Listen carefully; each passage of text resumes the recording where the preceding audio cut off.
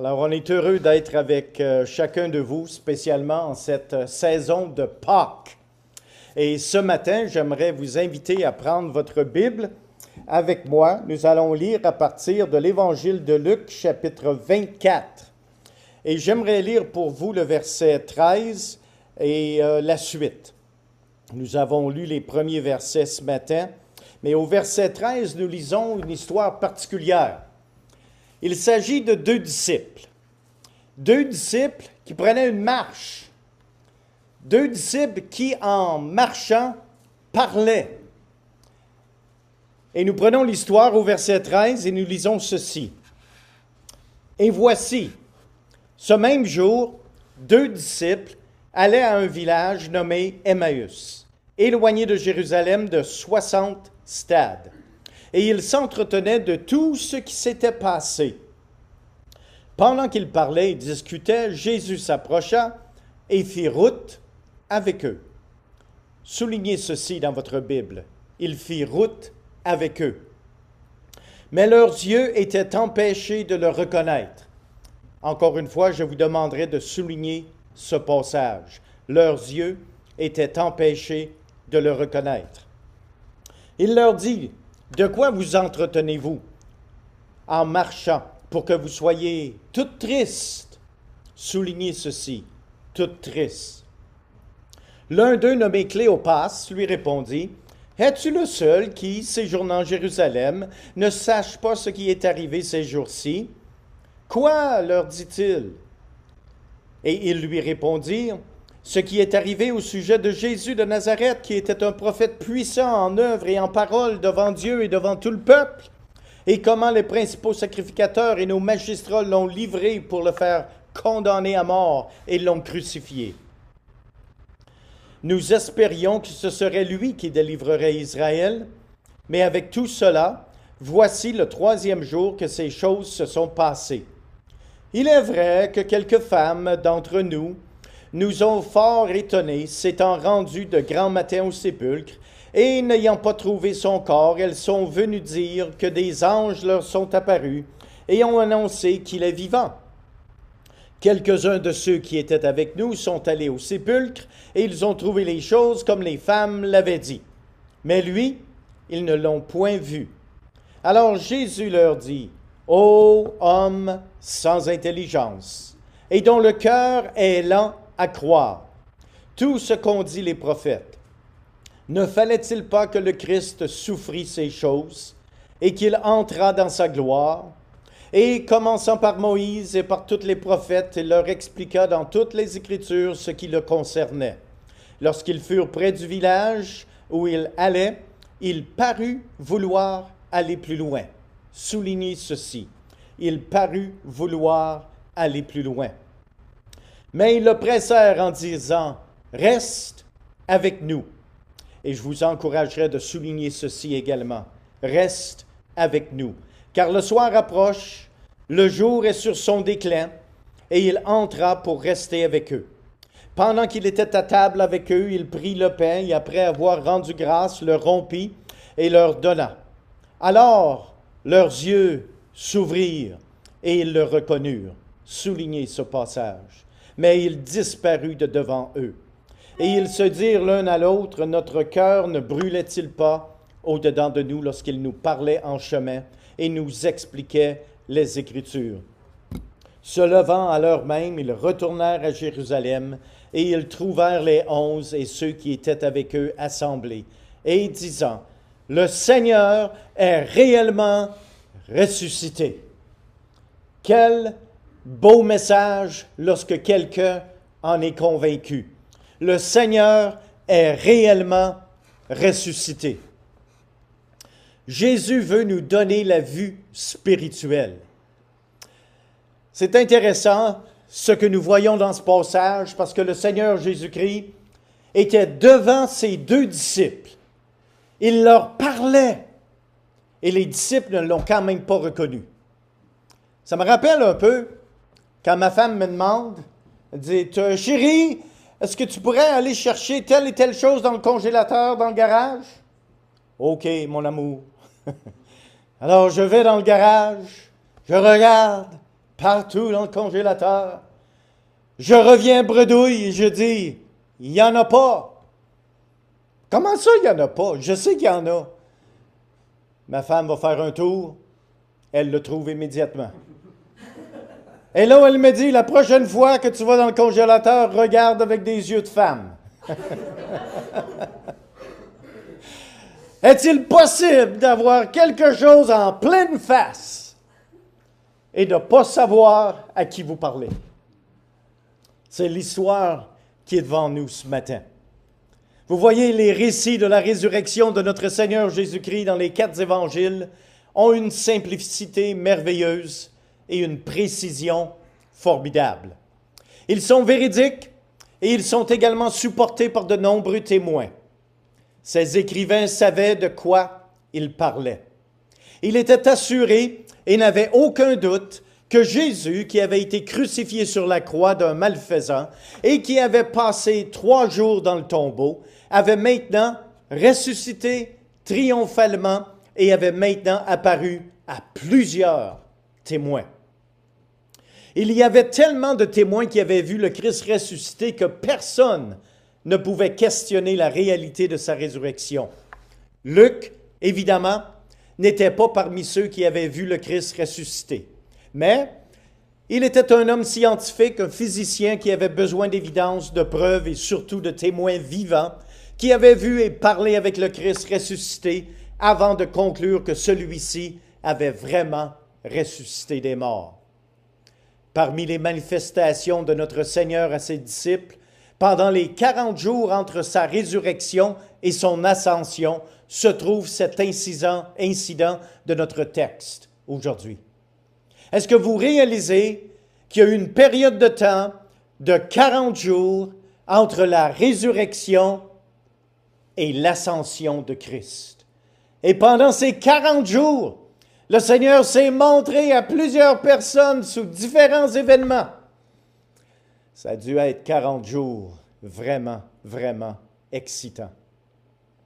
J'ai toujours considéré cette période de temps que notre Seigneur passait avec ses disciples parmi les plus tendres et les plus intéressantes. Cette apparition de notre Seigneur concernait 2 disciples, Cléopas et un autre. Seulement quelques jours plus tôt, ses disciples croyaient sûrement que ce Jésus était le Messie. Mais maintenant, il était mort. Dans leur confusion, ils se demandaient si leur espoir était en vain ou si Jésus les avait déçus en se présentant comme Messie d'Israël. Les 2 disciples étaient en train de marcher le long du chemin entre Jérusalem et Emmaüs, lorsqu'un étranger s'approcha d'eux et les interrompit d'une manière si tendre. Et vous avez certainement déjà été dans un tel contexte, où quelques individus étaient face à face, en train d'avoir une discussion l'un avec l'autre, et vous vous êtes gentiment approchés. Et c'est la situation que nous voyons ici. Et Jésus dit aux 2 disciples, « De quoi parlez-vous? » Quel beau sujet d'introduction pour s'impliquer dans une conversation. De quoi parlez-vous? Eh bien, pendant qu'ils parlaient et discutaient, Jésus s'approcha et fit route avec eux. Pouvez-vous vous imaginer être un de ses disciples?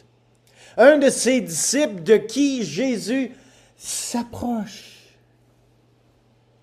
Et il discute et il fait route avec vous. Je trouve ce texte très encourageant. Jésus qui s'approche et qui fait route avec ses 2 disciples.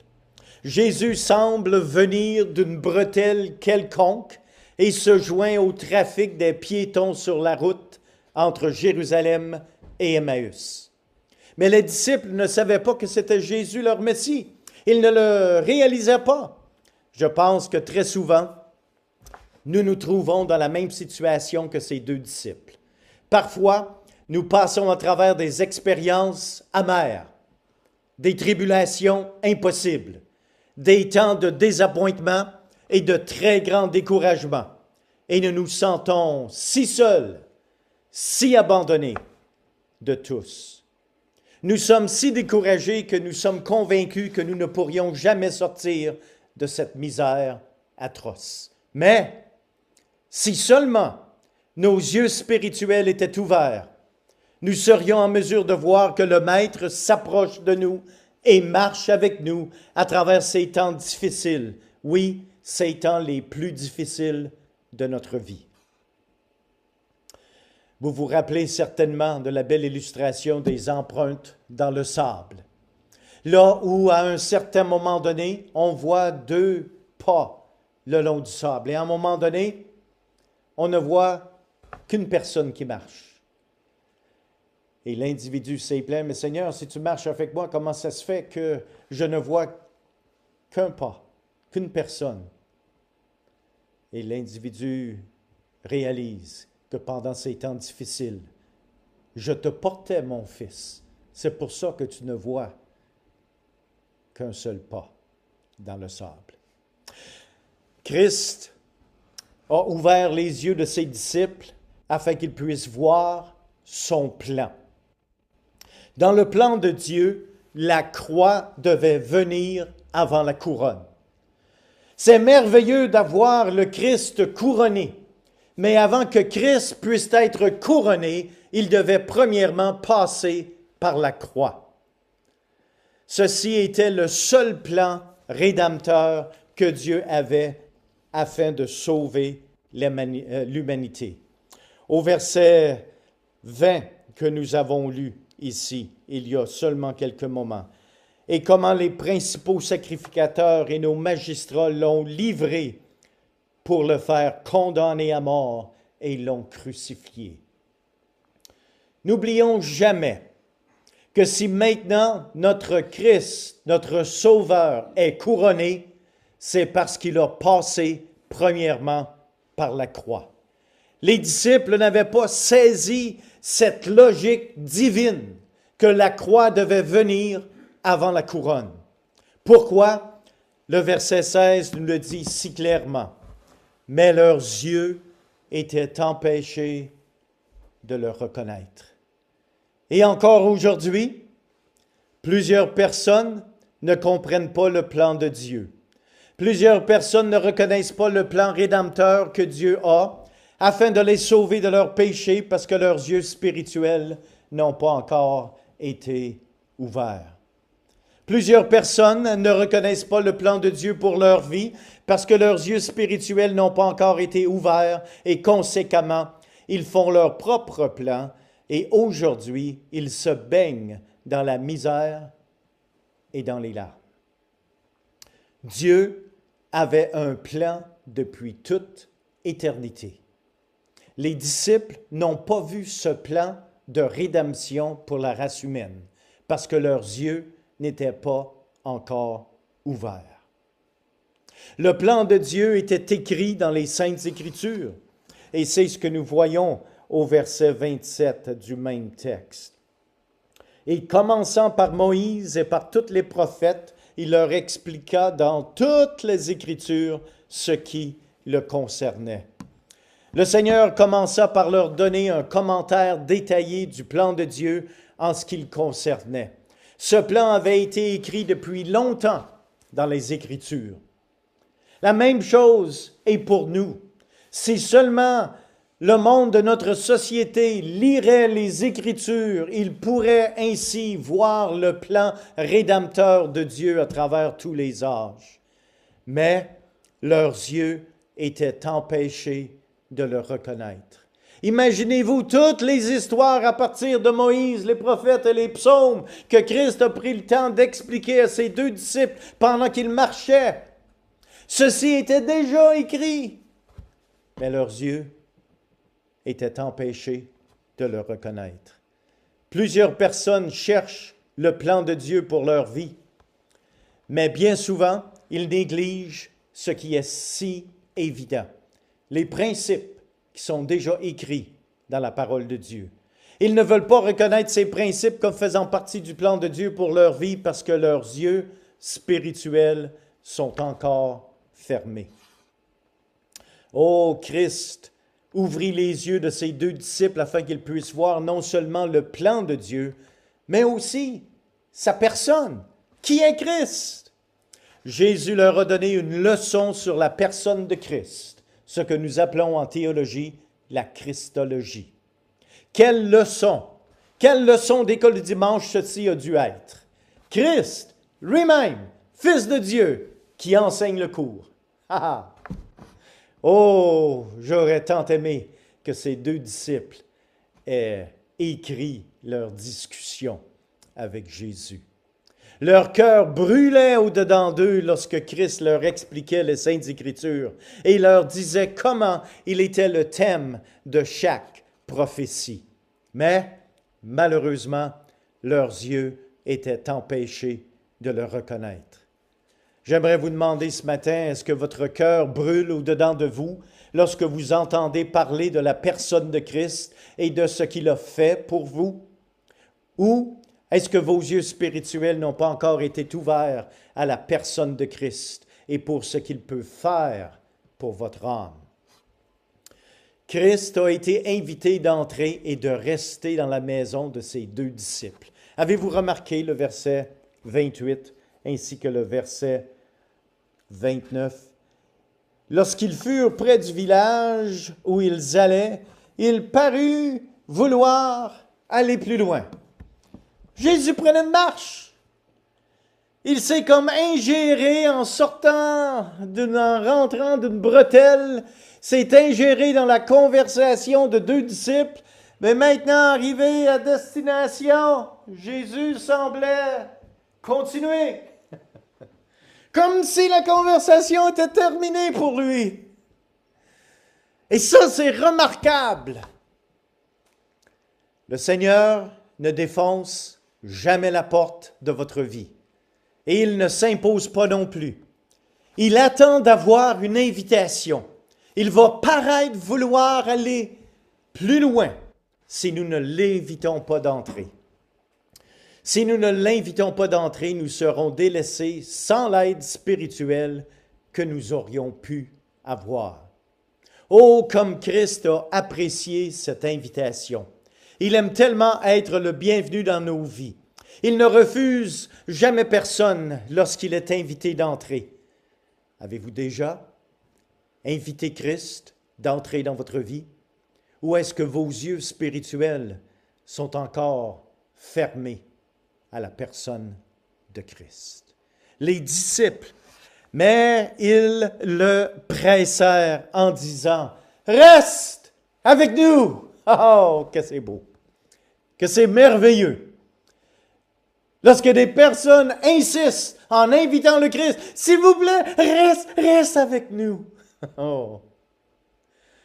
Parce que Christ est la solution à toutes nos difficultés.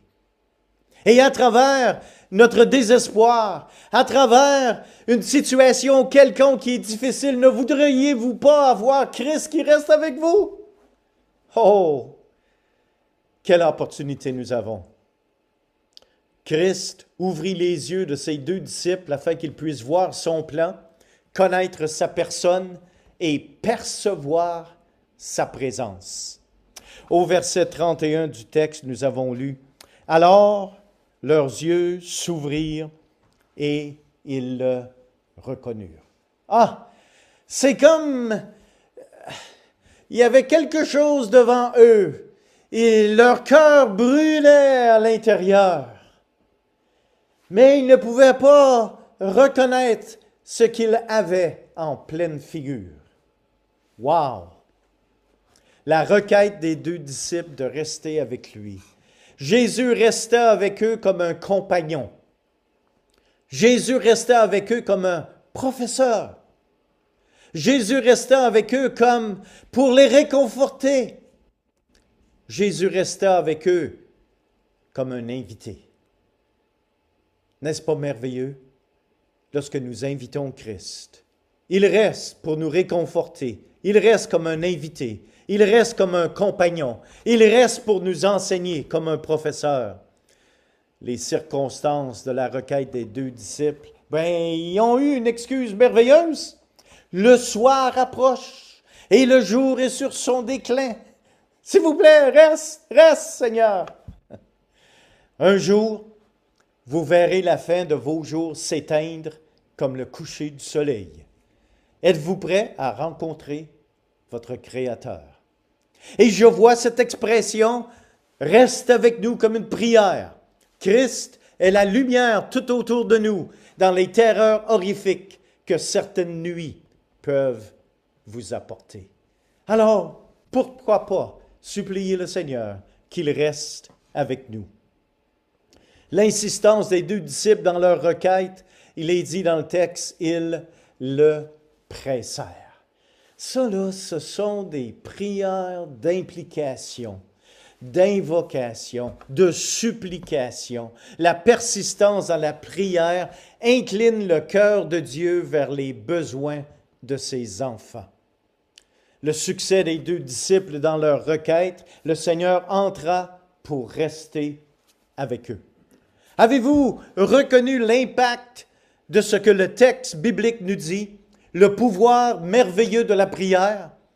Le pouvoir merveilleux de la prière, c'est que la créature d'un jour, vous et moi, la créature d'un jour peut retenir l'attention du Créateur de l'univers. Oh, bien-aimés, ne minimisons jamais l'importance de la prière. La présence de Christ devrait stimuler le désir des saints de mieux connaître le Christ des Écritures. La présence de Christ dans nos vies est une évidence de son amour et la communion avec lui est le fruit de son amitié. La présence de Christ illumine notre compréhension des choses spirituelles et réchauffe notre affection envers lui. C'est pour cette raison qu'après avoir passé du temps dans la présence de Christ, leur cœur brûlait et les yeux de leur cœur s'ouvrirent. Oh, savez-vous que le cœur a des yeux? Le cœur peut comprendre ce que les yeux ne peuvent pas voir. Et c'est ce que nous voyons dans ce texte. Christ ouvrit les yeux de ses deux disciples afin qu'ils puissent voir le plan de Dieu, qu'ils puissent voir sa personne, connaître les bénéfices de sa présence et proclamer son message de la réalité de la résurrection. Et c'est ce que nous avons lu ici dans le texte de Luc chapitre 24, verset 33. Le Seigneur est réellement ressuscité. Vous savez, les amis, le plan de Dieu dans votre vie va affecter ta vie. Parce que ce n'est plus ce que tu veux, c'est ce qu'il veut. Alors le plan de Dieu affecte ta vie. La personne de Christ affecte ta théologie, ce que tu crois. La présence de Christ affecte ta communion avec lui. La proclamation du message de l'Évangile affecte ta responsabilité spirituelle envers ton prochain. Après que les yeux des disciples furent ouverts, il était si émerveillé qu'il devait proclamer le message du Christ ressuscité. Le Seigneur est réellement ressuscité.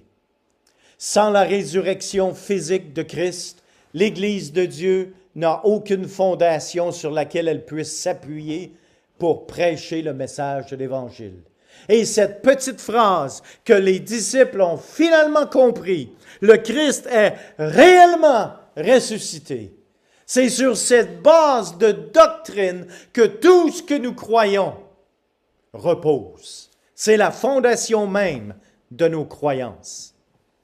Afin de pouvoir proclamer le message de l'Évangile, un disciple a besoin d'un cœur qui brûle avec la réalité de la résurrection de Christ. Laissez-moi vous demander quelque chose ce matin. Est-ce que votre cœur brûle lorsque vous entendez parler de Christ?